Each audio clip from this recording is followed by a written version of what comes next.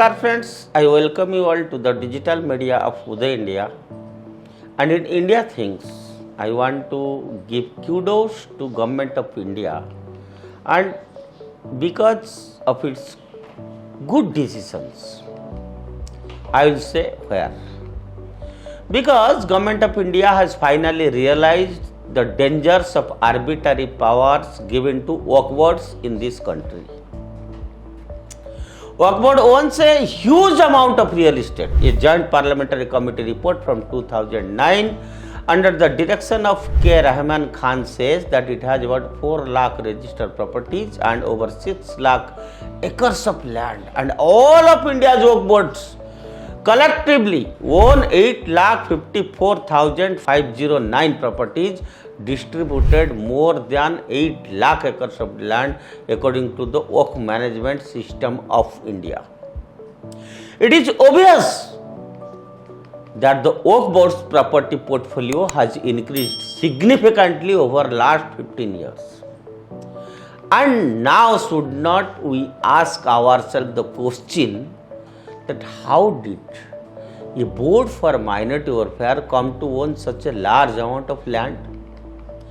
And the answer lies as always with the Congress, the root cause of every ill in this country. First thing first, to safeguard the Muslim properties in India, the Hindu by mistake, I quote, Prime Minister Jawaharlal Nehru enacted the Waqf Act of 1954, and to appease Muslims in aftermath of Babri demolition, the Waqf Act of 1954 was revised by then P.V. Narasimha Rao led Congress government in 1995, granting the Waqf board unrestricted authority.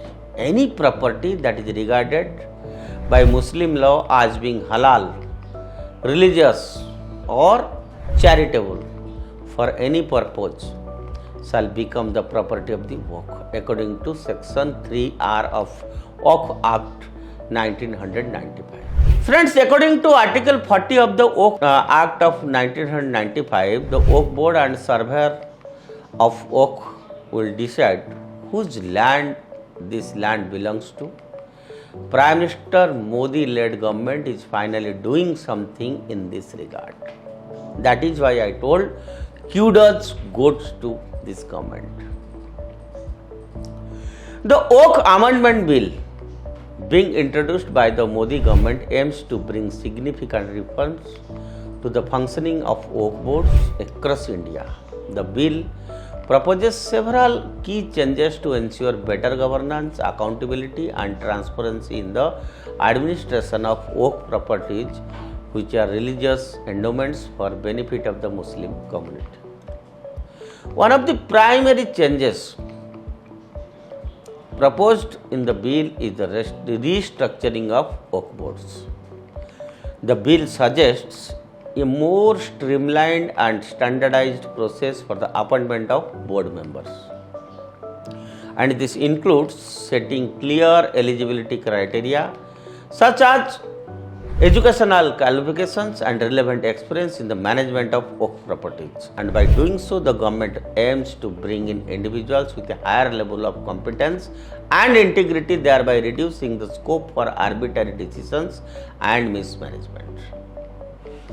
Now, strengthening accountability and transparency.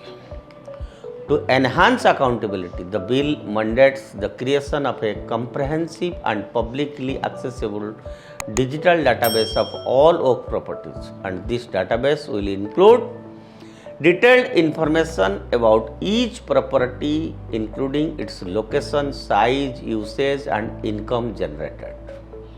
By making this information readily available to the public, the bill seeks to prevent the concealment or misreporting of Waqf assets that has been a major issue in the past. And additionally, the bill also proposes stringent audit mechanisms for Waqf boards. It requires annual audits to be conducted by the independent auditors, and the audit reports must be submitted to both the central and state governments. These reports will also be made available to the public, ensuring greater transparency and enabling community members to hold Waqf boards accountable for their actions. Now, curtailing arbitrary decisions. To curb the arbitrary decision making that has plagued Waqf boards, the bill introduces several checks and balances. And one such measure is the establishment of an appellate tribunal at both state and national levels. These tribunals will provide a platform for aggrieved parties to challenge the decision of Waqf boards. This is particularly important in cases where there are allegations of corruption, favoritism, or misappropriation of Waqf properties. And furthermore, the bill proposes the inclusion of a clause that prohibits Waqf boards from alienating any Waqf property without the prior approval of the government. This means that any sale, lease, or transfer of Waqf properties will require a government consent, thereby reducing the likelihood of unauthorized and potential harmful transactions. Now, empowering the community. The Waqf Amendment Bill also emphasizes the importance of community involvement in the management of Waqf properties. It mandates the inclusion of community representatives in decision-making process, ensuring that the interests and the concerns of the Muslim community are adequately represented. And this participatory approach is expected to foster a sense of ownership and responsibility among community members, leading to more effective and sustainable management of Waqf assets. Now comes enhancing the legal provisions. To strengthen the legal framework governing Waqf properties, the bill proposes several amendments to existing laws. It seeks to harmonize the Waqf Act with other relevant legislation such as the Right to Information Act and Prevention of Corruption Act. This alignment is aimed at closing legal loopholes and ensuring that Waqf boards operate within a robust and coherent legal framework. The bill also introduces strict penalties for violation of Waqf regulations. This includes fines, imprisonment for individuals found guilty of misusing or misappropriating Waqf properties. By imposing severe consequences for wrongdoing, the government aims to deter malpractices and promote ethical conduct among Waqf board member staffs. Now, impact on the functioning of the Waqf boards. The proposed changes in the Waqf Amendment Bill are expected to have a profound impact on the function of Waqf boards. By bringing in more qualified and accountable members, the bill aims to improve the overall governance and efficiency of these boards. The introduction of digital database and independent audits will enhance transparency and making it easier to track the management and utilization of Waqf properties.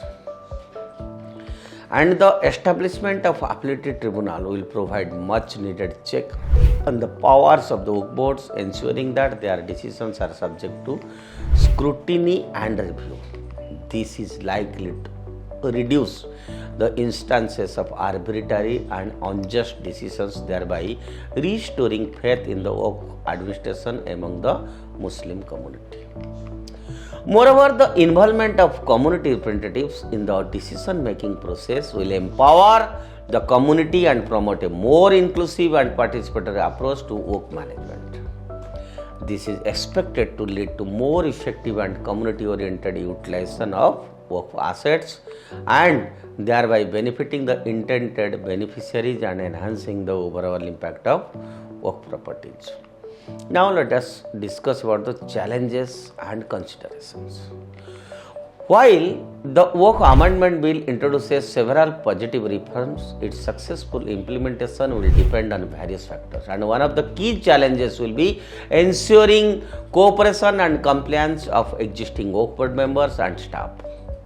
Resistance to change and vested interest may pose obstacles to the effective implementation of the proposed reforms. And additionally, the creation and maintenance of comprehensive digital database of Waqf properties will require significant resources and technical expertise. The government will need to invest in the necessary infrastructure and capacity building measures to ensure the smooth operation in the system. The establishment of appellate tribunals and the enforcement of stricter legal provisions will also require a robust judicial and administrative frameworks. Adequate training and resources will be needed to equip the judiciary and the law enforcement agencies to handle work-related cases effectively.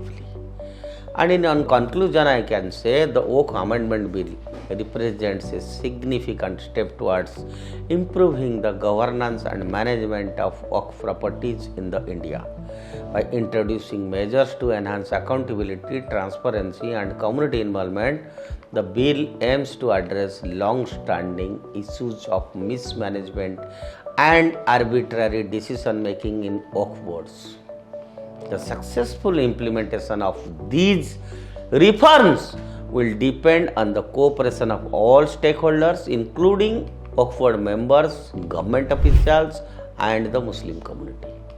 If effectively implemented, the Waqf Amendment Bill has the potential to transform the administration of Waqf properties, ensuring their proper utilization for the benefit of the intended beneficiaries and contributing to the socio-economic development of Muslim community in India.